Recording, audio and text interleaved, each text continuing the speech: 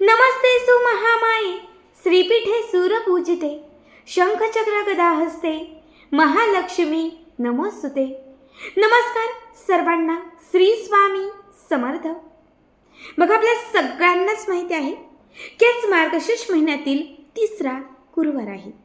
खरं तर संपूर्ण मार्गशीर्ष महिना हा माता लक्ष्मीला प्रसन्न करण्यासाठी, आपल्या घरात प्राप्त असणाऱ्या लक्ष्मीला स्थिर करण्यासाठी, आपल्या घराकडे माता लक्ष्मीला आकर्षित करण्यासाठी आणि धन, वैभव, ऐश्वर्य यात वाढ करण्यासाठी। बघा, संपूर्ण मार्गशीर्ष महिना अत्यंत पवित्र आणि महत्त्वाचा मानला जातो। मार्गशीर्ष महिन्यातील प्रत्येक गुरुवारी घरोघरी महालक्ष्मीचं व्रत केलं जातं। आज या व्हिडिओमध्ये मी तुम्हाला याच मार्गशीर्ष महिन्यात करावायचा एक अत्यंत महत्त्वाचा उपाय सांगणार आहे। ज्यांच्या घरात खूप दारिद्र्य आहे, काही केल्या गरिबी कमी होत नाहीये, पैसा येत नाहीये, यश मिळत नाहीये, प्रगती होत नाहीये किंवा तुमच्या घरात बरकत नाहीये, तर मार्गशीर्ष महिन्यातील कुठल्याही शुक्रवारच्या दिवशी हा उपाय तुम्हाला करायचा आहे। बघा, आता उद्या शुक्रवार आहे, तुम्ही शुक्रवारी करू शकतात। समजा चुकून जर तुम्ही हा व्हिडिओ थोडासा लेट बघितलात तर मग कुठल्याही दिवशी, मार्गशीर्ष महिन्यातील कुठल्याही दिवशी तुम्ही हा उपाय करू शकता। आता सगळ्यात पहिली गोष्ट म्हणजे बघा, संपूर्ण मार्गशीर्ष महिना म्हणजे गुरुवार किंवा शुक्रवार किंवा मंगळवारच माता लक्ष्मीसाठी समर्पित आहे असं नाही। अगदी सोमवारपासून रविवारपर्यंत प्रत्येक दिवस, मार्गशीर्ष महिन्यातील प्रत्येक दिवस हा माता लक्ष्मीसाठीच समर्पित आहे, तिच्यासाठी उपाय आणि सेवा करण्यासाठी कारक आहे। या महिन्यात केलेली प्रत्येक सेवा ही उच्च कोटीची असते आणि शीघ्र लाभदायी असते। म्हणून बघा, असंख्य लोक या महिन्यामध्ये मांसाहार ग्रहण करत नाही, महालक्ष्मीचे व्रत धरतात, देवीची ओटी भरतात, देवीला अनुसरून असणाऱ्या असंख्य सेवा करतात। त्यातीलच ही एक छोटी मोठी मात्र अत्यंत प्रभावी सेवा आहे। कुठल्याही मार्गशीर्ष महिन्यातील दिवशी किंवा शक्य असेल तर शुक्रवारच्या दिवशी सकाळ, दुपार, संध्याकाळ कुठल्याही वेळात तुम्ही हा उपाय करू शकता। सगळ्यात पहिले हा उपाय करण्याच्या अगोदर तुम्हाला तुमच्या घरातल्या चारही दिशांना म्हणजे चारही कोपऱ्यांना थोडंसं हळदीचं पाणी शिंपडायचं आहे। कारण घरात असणारी निगेटिव्हिटी, नकारात्मकता, अवलक्ष्मीला आपल्याला घराच्या बाहेर काढायचं आहे। त्यासाठी थोडंसं हळदीचं पाणी घरातल्या चारही कोपऱ्यांना शिंपडायचं, उंबरठ्याला हळदीचं लेपन करायचं, उंबरठ्याच्या समोर एक तुपाचा किंवा मग तेलाचा दिवा लावायचा, उंबरठ्याच्या समोर हळदीचं म्हणजे सुक्या हळदीचं स्वस्तिक काढायचं। हे सगळं झाल्यानंतर आपल्या देवघराच्या समोर एक आसन घालून बसायचं, देवघराच्या समोर शुद्ध तुपाचा किंवा तेलाचा दिवा लावायचा। यानंतर महालक्ष्मीची मूर्ती असेल, नाही तुमच्या कुलदेवीची मूर्ती असेल किंवा माता लक्ष्मी स्वरूप असणाऱ्या कुठल्याही देवीची मूर्ती असेल तर ती एका ताम्हणामध्ये ठेवायची। त्या मूर्तीवरती सगळ्यात पहिले थोडंसं पाणी, त्यानंतर थोडंसं दूध, पुन्हा थोडं पाणी आणि त्यानंतर हळदीचं थोडंसं पाणी असं अर्पण करायचं। त्यानंतर माता लक्ष्मीची किंवा जी कुठली देवीची मूर्ती तुम्ही घेतलेली आहे ती स्वच्छ धुवून, स्वच्छ पुसून चौरंगावर ठेवायची। चौरंगावर नाही तर तुम्ही देवघरामध्येच तिच्या मूळ जागी ही मूर्ती तुम्ही ठेवू शकता। यानंतर आपल्याला एक छोटंसं कापड घ्यायचं आहे। बघा, एक छोटंसं कापड घ्यायचं आहे।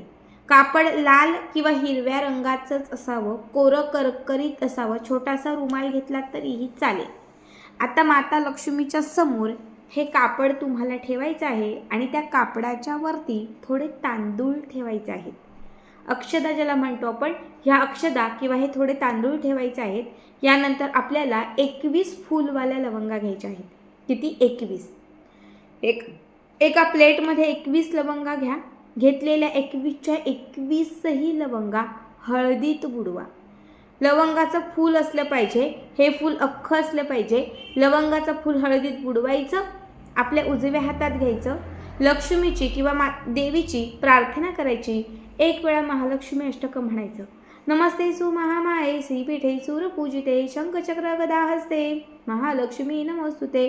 हे महालक्ष्मी अष्टकं म्हणायचं आणि हातात घेतलेली लवंग समोर माता लक्ष्मीच्या समोर ठेवलेल्या कापडावर अर्पण करायची। पुन्हा दुसरी लवंग घ्यायची, पुन्हा अभिमंत्रित करायची, पुन्हा महालक्ष्मी अष्टक म्हणून ही लवंग समोर ठेवलेल्या कापडावर अर्पण करायची. अशा आपण घेतलेल्या 21च्या 21 ही लवंगा अभिमंत्रित करून तुम्हाला एक एक करून त्या कापडावर अर्पण करायचे आहेत. त्यानंतर त्या कापडाला तुम्हाला एक छान गाठ मारायची आहे. आता लवंगांची तयार केलेली ही पोटली तुम्हाला ज्या दिवशी तुम्ही उपाय कराल त्या दिवशी तुम्हाला दिवसभर रात्रभर माता लक्ष्मीच्या समोर किंवा देवीच्या समोर तुम्हाला ही पोटली तशीच ठेवायची आहे. उचलायची नाही, काय नाही, काहीच नाही. संपूर्ण मार्गशीर्ष महिना संपेपर्यंत ही पोटली देवघरातच ठेवायची. आज उपाय केलाय, उद्या केलाय, परवा केलाय, जेव्हा तुम्ही हा उपाय कराल लक्षात ठेवा, तिथून मार्गशीर्ष महिना संपेपर्यंत ही पोटली माता लक्ष्मीच्या समोरच ठेवायची. जेव्हा मार्गशीर्ष महिना समाप्त होईल, मार्गशीर्ष महिन्याची समाप्ती होईल, हा महिना संपला की लगेचच त्याच्या दुसऱ्याच दिवशी ही 21 लवंगांची पोटली देवघरातून उचलायची. तुम्ही ही उचललेली पोटली तुमच्या कपाटात ठेवू शकता, तुमच्या तिजोरीत ठेवू शकता, पैशांच्या पाकिटात ठेवू शकता. घरात 4 लोक आहेत, 4ही लोक कमावते आहेत, तर या पोटलीत असणारे 21 लवंग काढा. त्यातले 2 लवंग एका व्यक्तीसोबत ठेवा, 2 लवंग तुमच्या पतीसोबत ठेवा, 2 लवंग तुमच्यासोबत ठेवा, 2 लवंग तुमच्या मुलांसोबत ठेवा आणि राहिलेली लवंग जी आहेत ना ती तुमच्या कपाटात ठेवा. म्हणजे जे काही लवंग आपण या मार्गशीर्ष महिन्यात अभिमंत्रित करून माता लक्ष्मीच्या समोर ठेवलेले आहेत, मार्गशीर्ष महिना संपल्यानंतर हीच लवंग घरातल्या प्रत्येक कर्त्या कमावत्या, यश मिळणाऱ्या, प्रगती होणाऱ्या त्या प्रत्येक व्यक्तीच्या सोबत ठेवा. आता किती दिवस ठेवायचं तर ते मोजायचं नाही किंवा मी एवढेच दिवस ठेवणार, एवढेच दिवस करणार असं अजिबात मनात आणायचं नाही. फक्त एकच लक्षात ठेवायचं, ही लवंग आता माझ्या खिच्यात आहे म्हणजे लक्ष्मी साक्षात माझ्यासोबत आहे. ही लवंग माझ्या कपाटात आहे म्हणजे लक्ष्मी आता माझ्या घरात आहे. एवढंच लक्षात ठेवायचं. बघा, मार्गशीर्ष महिन्यात अभिमंत्रित केलेल्या या लवंगा तुम्हाला कायम बरकत देतील. प्रत्येक गोष्टीत प्रगती होईल, प्रत्येक क्षेत्रामध्ये तुमची भरभराट होईल. लवंग ही माता लक्ष्मीला विशेष प्रिय आहे. जसं लोहचुंबक हे लोखंडाला खेचून आणतं, तसं लवंग हे माता लक्ष्मीला खेचून आणतं.